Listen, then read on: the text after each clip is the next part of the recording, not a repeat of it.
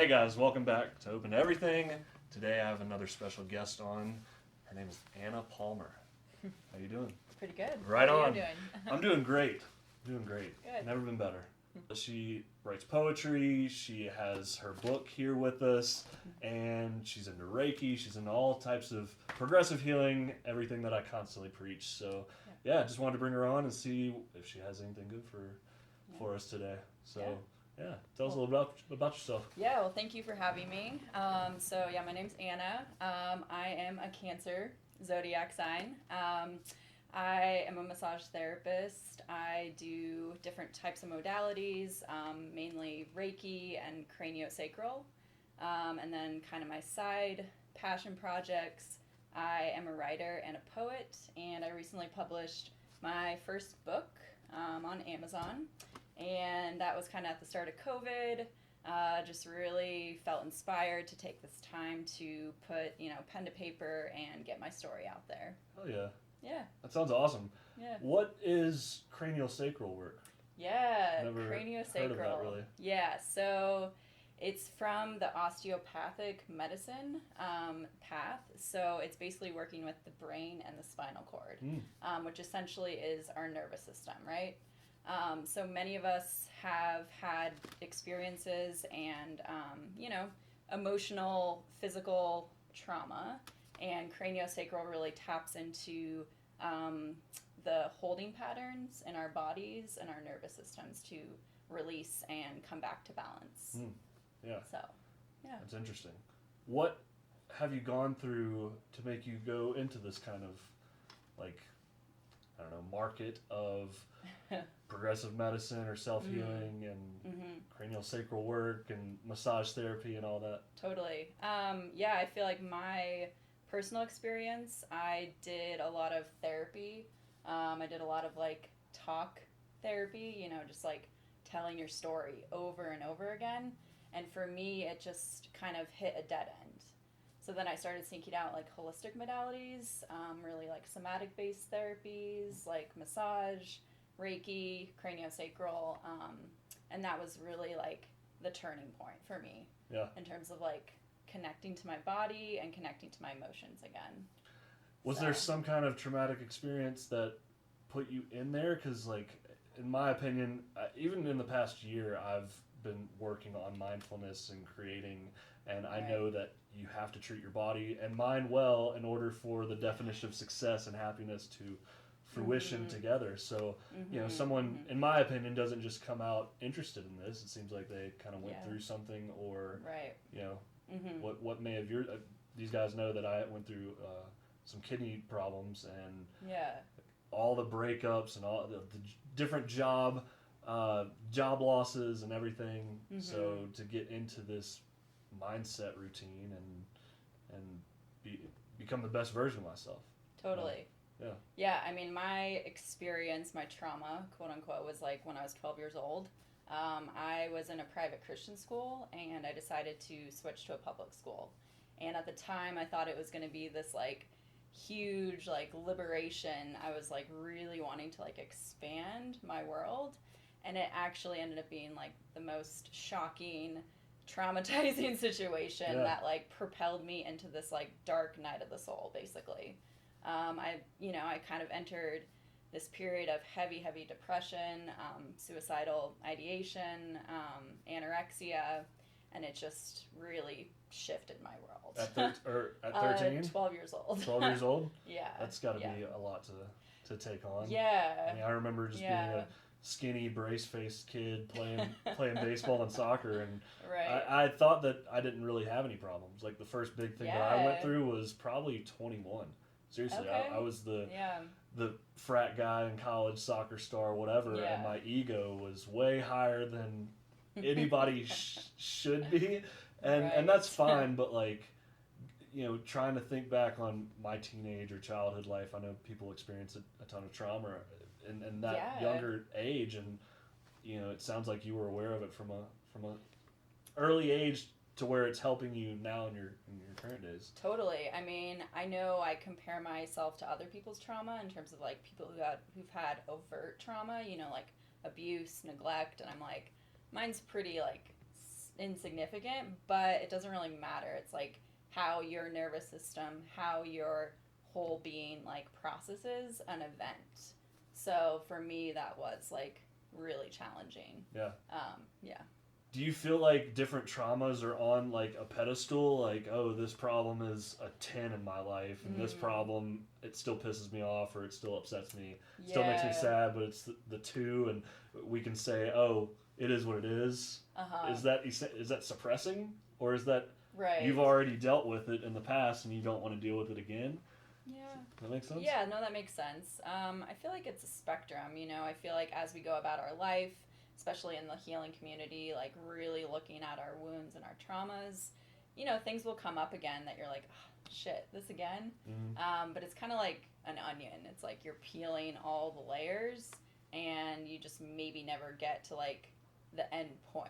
Like, I keep waiting for the end point, but I'm like, oh man, I feel like I already dealt with this, and here it is again. I was about to say, is that ever going to stop? I don't think so. Never-ending onion? I'm pretty sure it's a never-ending onion, so wow, there's no center to that. You don't know this, and not many people do, but my dad had surgery this past month, and the same time I was down in Louisiana, while he was recovering, my car got smashed and totaled completely. So all these things are outside of my control, but they're directly affecting my ability to stay calm or like go through adversity, and it's very trying and testing. But again, it's like, wait, I've been in this panic state before. I've been in this flustered state, this angered state. But oh wait, I know what I need to do to get out of this, or I need to keep going, or I need to keep peeling the onion back. Like right. I don't know. Yeah. I feel like as we grow and evolve, we learn better coping skills. You know, like when I was 12, like my coping skill was like not eating, and it's like, okay, that worked for the immediate time, but like as I went about my life, you know, that coping skill was like no longer effective, and I needed to evolve. Be like, okay, actually, how can I like nourish and take care of myself when I'm going through stress? Not attack myself, not deprive myself of something. Yeah. Are you doing well right now? Yeah. Good. Yeah. That's absolutely. Awesome. Yep. Man, I've changed my diet 3 or 4 times. Found out I was lactose intolerant. Found out that too much meat makes me tired, and I started bringing more vegetables and a healthy diet back in my life. But for you, again, I want to kind of go into what your book's about, and because I know I can't say most women deal with it, but essentially all people, right? Doesn't matter female or male. They deal with like there are times where I eat a full thing of almond milk ice cream. So I'm not gonna say ice cream. It's the non-dairy kind, but I'll eat the whole pint. And every second, it's so good. It feels so good. And then 20 minutes later, I feel the guilt. And this is up to last week, right? Like, so now, regardless of whether I have like a disorder with what I put in my body, I'm still very conscientious of it. You know, so totally. You know, still trying to figure it out the rest of my life. It seems like you're in a good place because you struggle with it at a earlier point in life. Yeah, I mean, food will always be there, right? Like anything. I mean, actually, it's not like all addictions, right? Because food is something we have to eat multiple times a day. So you have to, like, create this new relationship with it. And it can always show you things. You know, it's like when you're turning to food for comfort or whatever, it's like, okay, like, that's fine. That's a tool. Like, it's not like it's a bad thing. But it's like maybe if you're doing that every day, then that's something we can like examine and look at. Yeah. So what's the title? What does it say? Yeah, so it's called Coming Home, Healing from an Eating Disorder by Finding Beauty in Imperfection. Yeah. She's on Amazon. We'll put the links in the description. But, you know, it's crazy because, well, it's not crazy. It's the wrong word. It's wild how, again, we all suffer through what we eat, but still trying to find that balance with working out and being able to do something, but it takes a conscious effort. Like there are some people that are extremely overweight that eat pizza every single day, drink all the Cokes, drink all the sugars, all the bread, all the whatever, which we all enjoy, but you know, gluttony is a thing. You're talking about an eating disorder, was it anorexia? I've had all different types. All different types? Yeah. Yeah.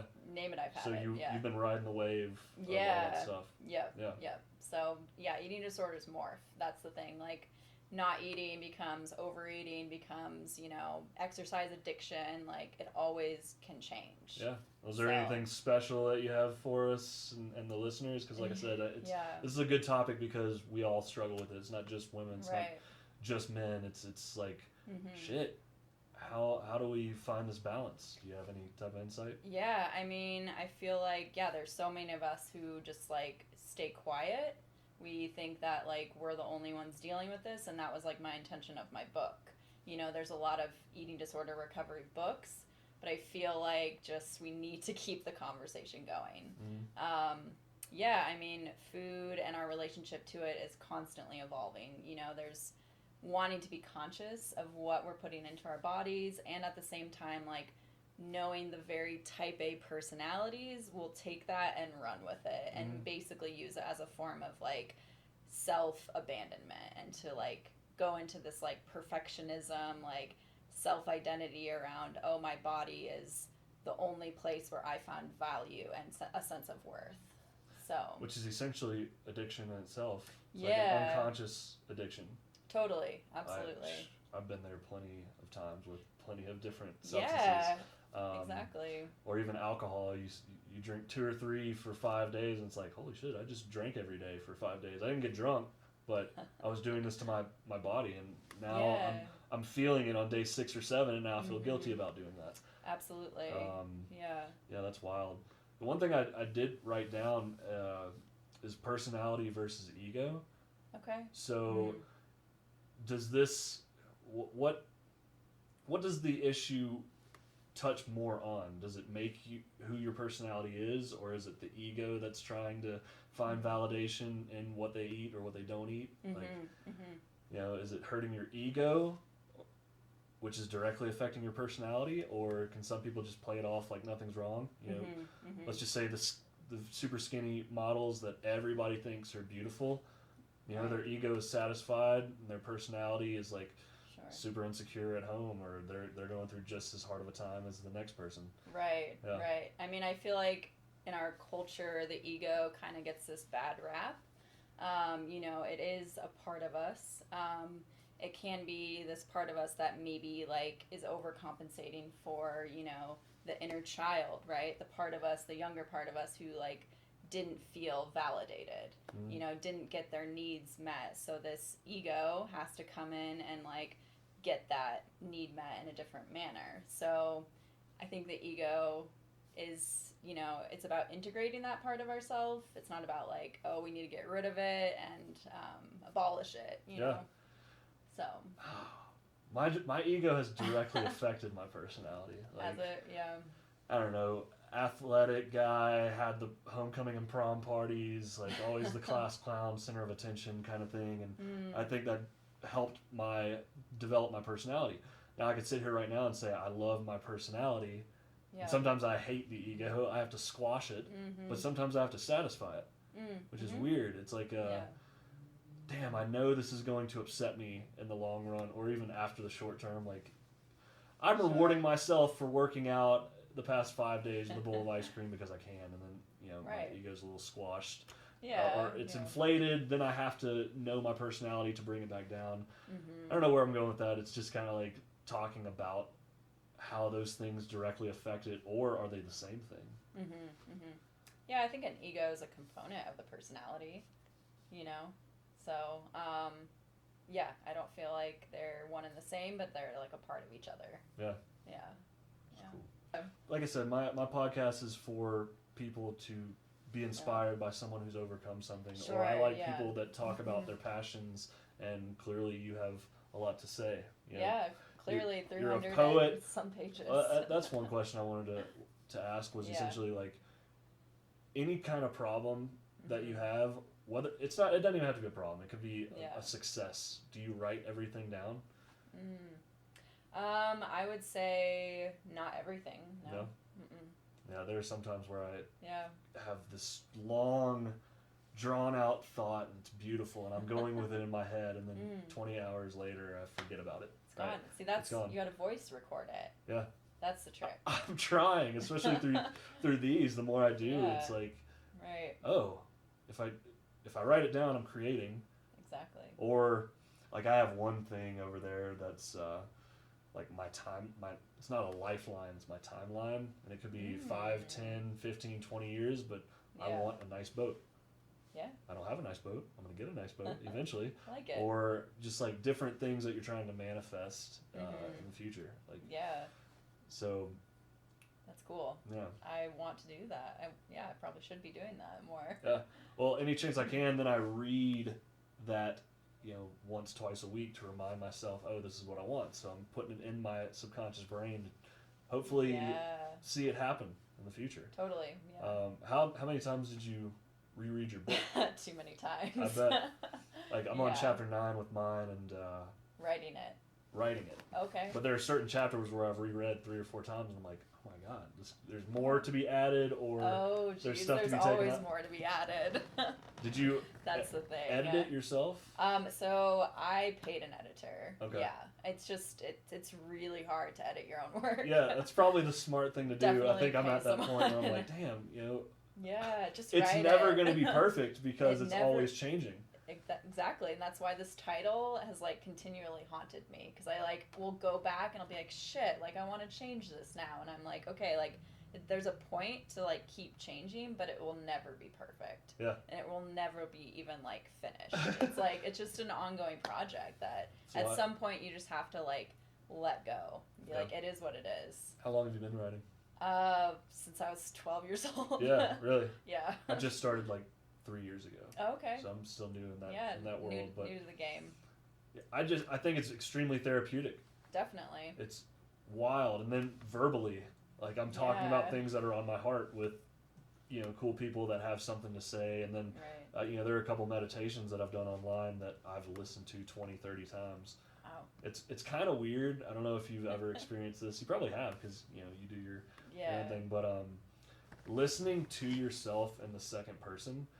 So you have the headphones on, and I am saying you are this, you are powerful, you have been through this, right? So it's me listening to myself. That's trippy. It's pretty heady, but like, wow, I'm learning twice as fast. I'm learning twice as much because I believed this in 2005, 2015, 2020. Yeah. Fast forward to 2030, and I'm still listening to the same stuff, and it's like, oh, okay. Right. It's like an equilibrium kind of thing. Totally. Yeah, and it's like you hear your voice the most. So like what I talk about a lot in my book, it's like, how can we, rework that self-talk, that inner dialogue, that inner critic, Yeah. Like we hear our voice the most, so why not start to change the story and the narrative that we are telling ourselves? Yeah. I mean, it's definitely easier said than done. Of course, but what I was saying, even based on the 20, 30 times, and I'll keep like watching and editing myself, is like I'm learning for the future. What are some good things that you tell yourself, or like how does the story continue? Because again, this is a forever peeling onion. Right, it is the forever peeling onion.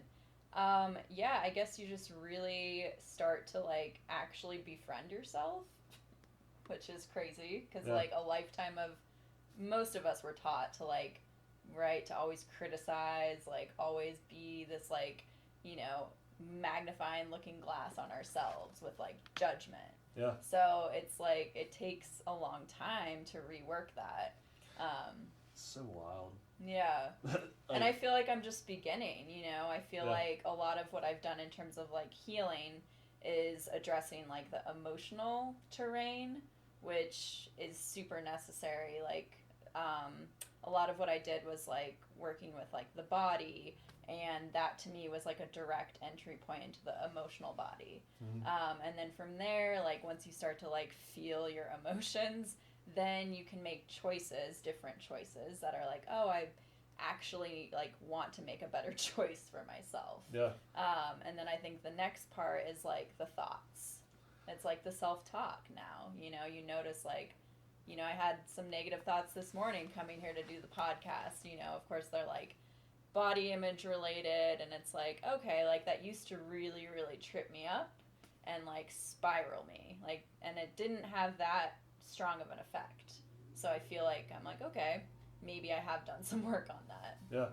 Yeah. Well, God, I love these podcasts because I can go 20 different ways, but like, I look at a human being, like, sure, physical attraction and whatnot, but like, the heart speaks, the soul speaks, the passion speaks, the intellect speaks, and you know, it's interesting because we all have that. I'm the same way. Like, look what I put on. Oh, is that even a cool thing to wear? Which, by the way, this all matches. It's like the blue with the mountain jacket, and it goes down to the burgundy, which is the burgundy mane. Well, look at us. Yeah, matching. Exactly. But it's interesting how, again, our personal selves put us into that state of mind when, I'm not going to generalize good people look at people's souls, and then it's not necessarily even a thought when you or myself would be panicking about the hypothetical. Like, it's, and again, we deal with that all the time, all the fear, all the anxiety on going out and trying to impress someone, and that's what I used to do my entire life. Like, I was always worried about what other people thought, and I think I did a pretty successful job, but at the same time, it didn't really matter when the shit that happened to me, like, I had to deal with that. Nobody else could help me out, or I couldn't seek that validation. Which, perfect. It's going into the next one is, you know, introspective validation. Yeah, 100%. So I'm still very, very new to this entire world where, okay, I have the ability to please others, teach people some rad shit, engage, whatever. But there are daily shit that I have to overcome every single day. And it's going back to consistency. Like, first it takes the conscious understanding that, okay, this is a problem, or this is what I want to change, like having the choice to pick or choose what's next for us. But it all comes back to introspective validation. Like, you have to be able to talk to yourself in a positive light. And Definitely. I think if you catch yourself doing that too much, this was like 4 or 5 podcasts ago, is like, are we our thoughts? I'm starting to believe that we are our thoughts. Oh, interesting. Yeah. Huh. I never believed that up until like 3-4 months ago. Like, I always used to tell myself 1,000 times, like, you're not your thoughts, because I have all these crazy thoughts, but maybe that is you. Okay. Maybe. I mean, like I said, there's no right or wrong answer to any of this. It's just yeah, I guess I feel like the more I do identify with the crazy thoughts, the more spun out I can get. I feel you. So I feel like I have to take that, like, observer, like, okay, these thoughts are just happening, and I don't have to, like, give them my power. Yeah. So that feels helpful to me. Yeah. Interesting. Yeah. So where I was coming at is, like, when I write down all my affirmations and all that, I've gotten used to believing that. So those are the same thoughts that I wanted to believe. So now I believe them. Now they are me. Back in the day, I could read those affirmations and be like, okay, it's not doing anything. Right. Yeah. So Repetition is the key to learning. It is. Consistency is where, like, we become stronger. So I guess man, maybe I have to change my mind again. Maybe we're not our thoughts, but we are in that moment. Right. Even if it lasts 10 minutes or 5 minutes and you can get out of them, that's essentially us right there. We have to love it. We have to approach it with caution. If we need to listen to it, if we need to write it out, if we need to. Absolutely. Right? Yeah, absolutely. Yeah, I don't think it's to be, like, ignored or, like, run away from. Like, that's never helpful either. So, That's great. choosing to how much we want to engage with those thoughts. Yeah. Be like, oh, like, what is that really about? Like, what else do you need to say and, like, express? Or, like, some part of me needs to feel heard, you know? Yeah. Man, I feel like some people don't know how to do that, though. And I feel bad. Yeah. I mean, we're not taught how to do that. Not that that's an excuse. Yeah. But some of us just are so focused on this, like, external reality and this, like, external validation that we're like, well, that's what matters. Social media. Yeah, absolutely. How many likes, how many friends, how many comments. It's like, jeez. Yeah, it's infiltrated into our psychology and our subconscious minds. Like, that's just the facts. It's reality, but it's a paradigm of reality. Right. Like, it used to be this, like, image-based culture based on just, like, oh, like, showing up and, like, oh, God, I hope this person thinks I look okay. But now it's, like, how do I appear on this, like, visual platform? Yeah. So it's, like, even, like, expanded and, like, deepened. How does one stop caring about what other people think? Or do you? Or, no, I think it's possible. I mean, I feel like it's just this willingness to, like, really start to, like, re-change the way you talk to yourself and actually start to, like, feel confident in, like, who you are as a person, like you said, like, your heart, what you have to offer, like, you are so multifaceted. You know, you're not just, like, what you look like. I have a video on, like, haters and naysayers and, like, toxic energy and whatnot, and this is still a small transition, especially growing the podcast and putting myself out there and whatnot, but, like, I feel like I'm doing something very beneficial for myself, and I'd love to be able to give that to you guys, or bring on someone that has other insight from something that I don't struggle with that could help, you know, the people listening. But I'm starting not to, like, I should care what people think, but I'm also doing this for me. Like, if someone brings in the why are you doing that, or you look ridiculous, like, why are you wearing this on the, who cares? Like, at the end of the day, I'm doing what makes me happy and doing what is growth oriented. And then we were talking about this probably 5-10 minutes ago, but like, yes, the self-study and what makes us happy, but, like, I think true happiness doesn't really manifest until you're helping someone else out, right? Like, serving others or bringing others into your knowledge, or even, you know, you're a Cancer, I'm a Cancer, Leo, like, we're very empathetic people, so being there for someone when they're going through the struggle, and absolutely, being human. Yes, absolutely, yep. Well, do you want to tell us how we can get your book? And so you can find it on Amazon, and I also wrote a second book. It's a poetry book, so you can just search my name, which is Anna Palmer, and then the book itself is called Coming Home, Healing from an Eating Disorder by Finding Beauty in Imperfection. Awesome. So that is on Amazon. Cool. Go check it out, and thank you, Anna, for coming on. Thanks for having me. Yeah, of course.